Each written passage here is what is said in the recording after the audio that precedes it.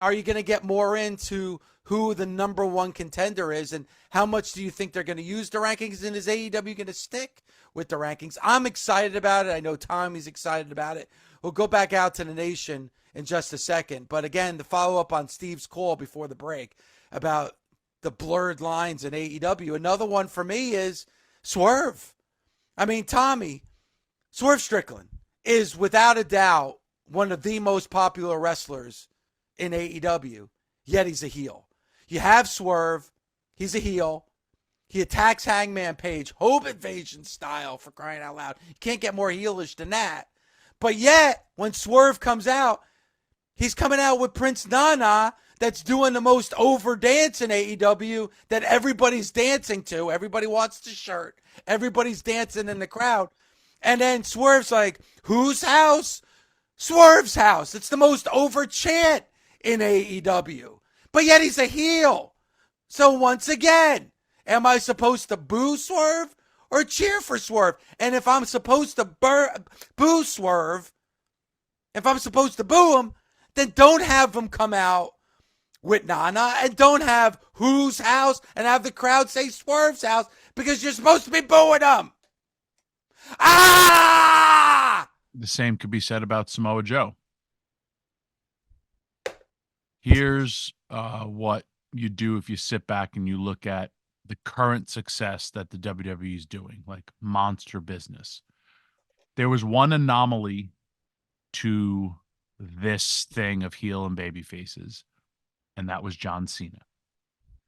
You have to pick the one, but they always put John Cena in those babyface situations, no matter what.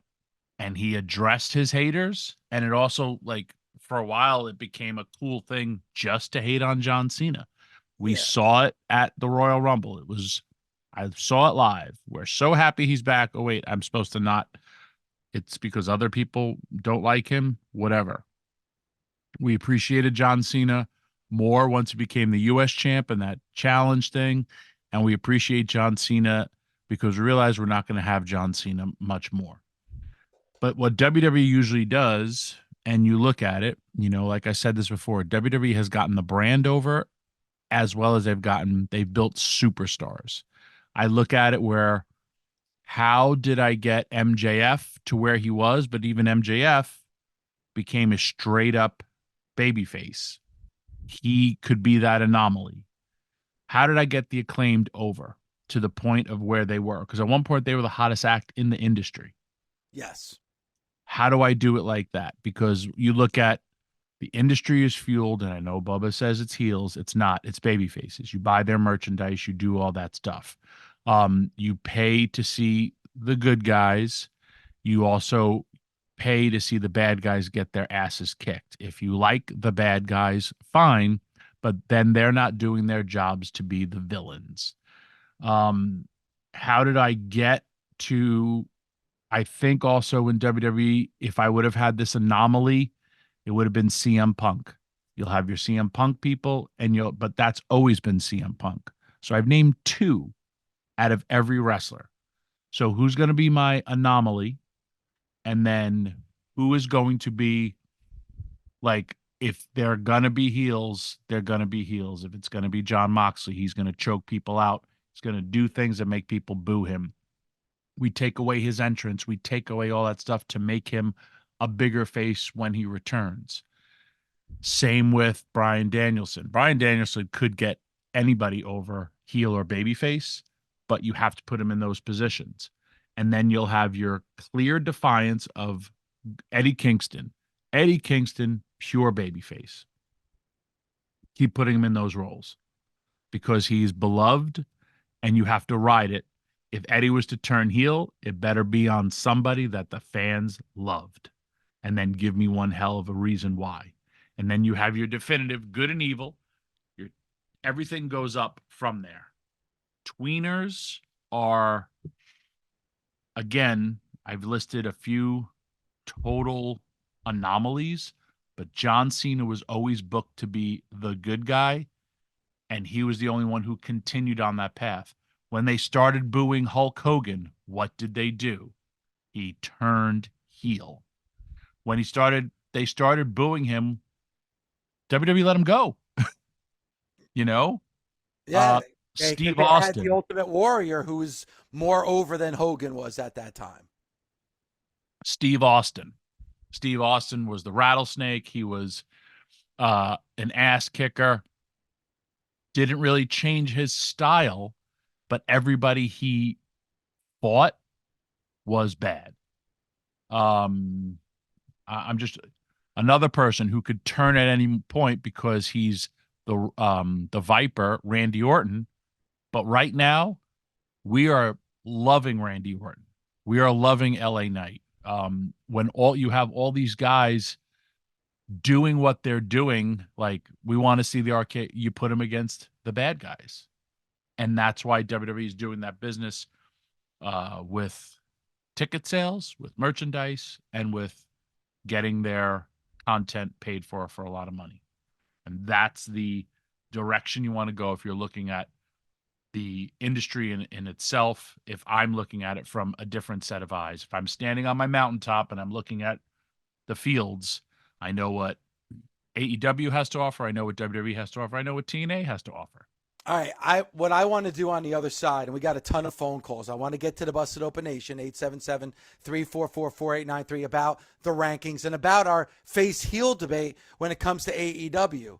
I'm going to look at the AEW roster because we know in the WWE, LA Knight, Jey Uso, Randy Orton, Cody Rhodes, Kevin Owens, Sami Zayn, the list goes on about baby faces that you can move into that position to be main eventers and to go after your heel world champion.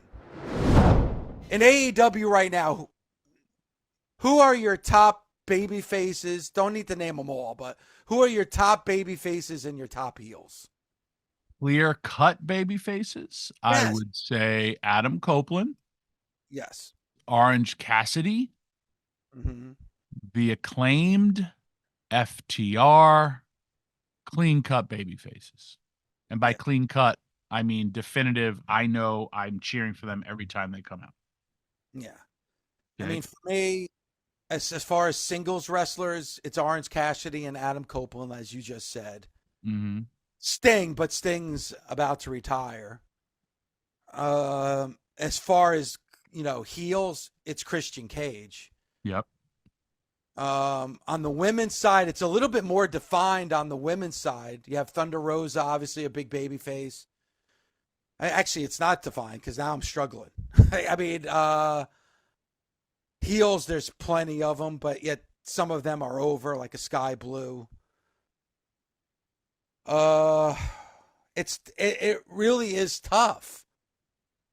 I mean, Deonna Purrazzo, but as I said, Deonna Purrazzo's shooing away fans as she's entering the ring, and she's going up against Toni Storm. And even though Toni Storm is a heel, the fans love her.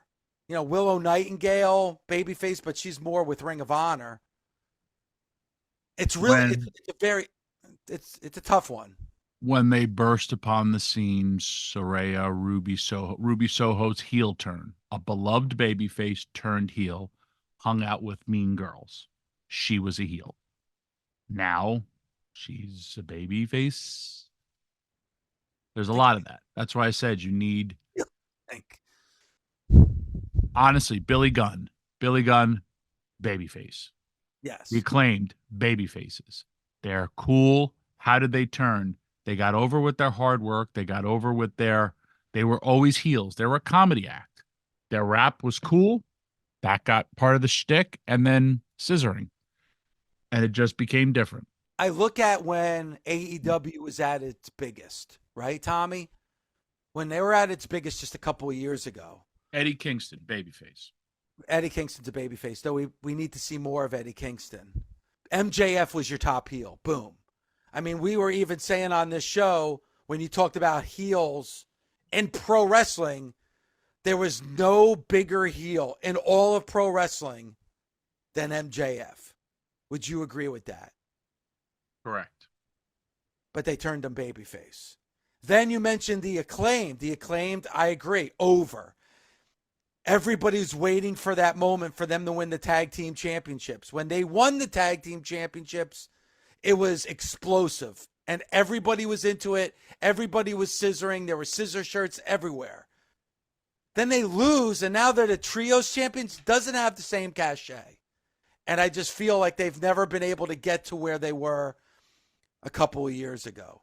John Moxley was a babyface. Everybody loved Moxley. Now he's a heel. Bryan Danielson, beloved, one of the most beloved wrestlers in the last 15 years.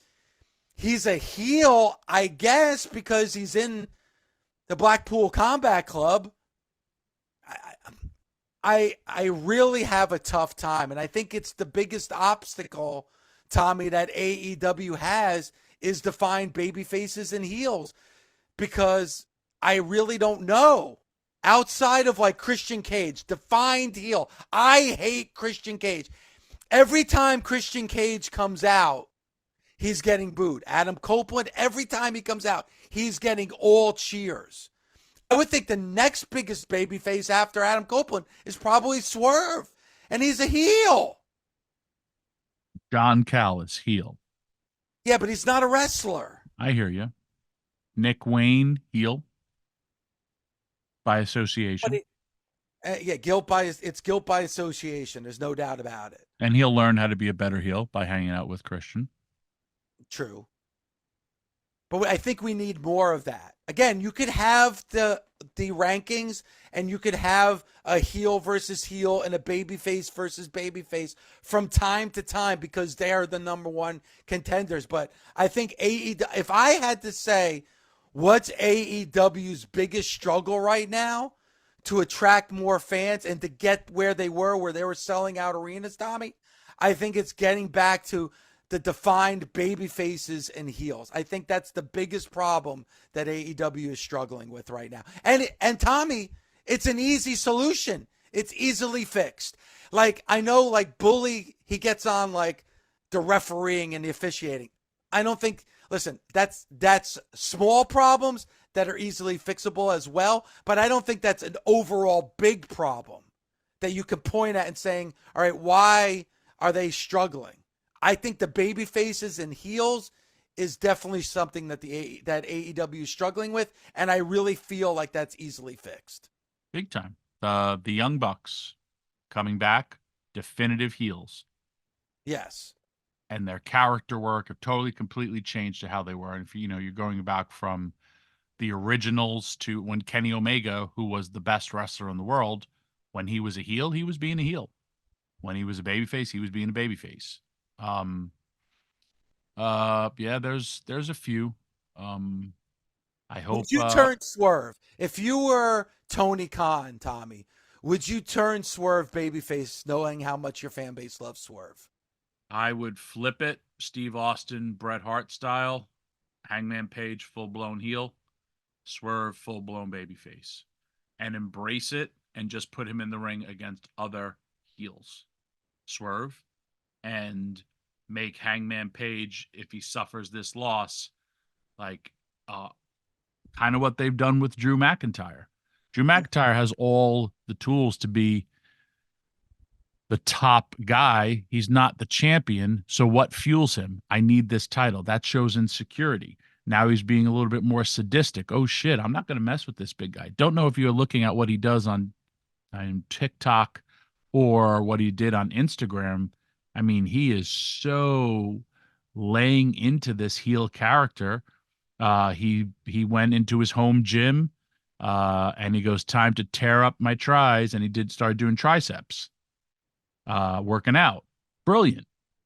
You need stuff like that because I feel like you said, people will pay to see these people and pay to see them.